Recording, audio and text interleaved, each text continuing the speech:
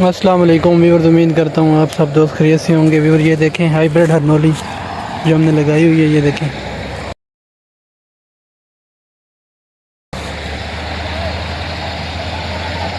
तैयार हो रही है। हाइब्रिड का ये फ़ायदा छोटे कद में अभी देखें तकरीबन ये है 1.5 माह का पौधा।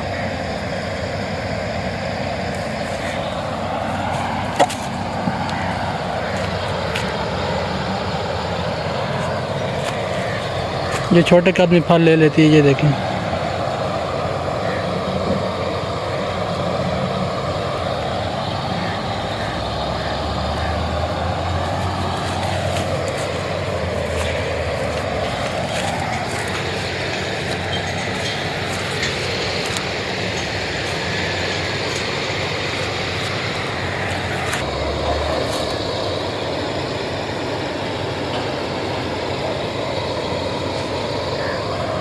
ये भरे हुए हैं पौधे फल के साथ।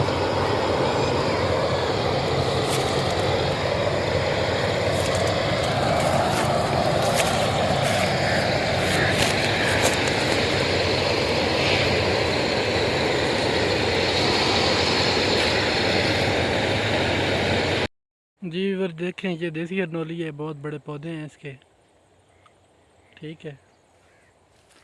और फल भी बहुत कम लगा हुआ है, इस तरह का फल भी नहीं है इसके ऊपर। ये देखें छोटे छोटे गुच्छे हैं इसके।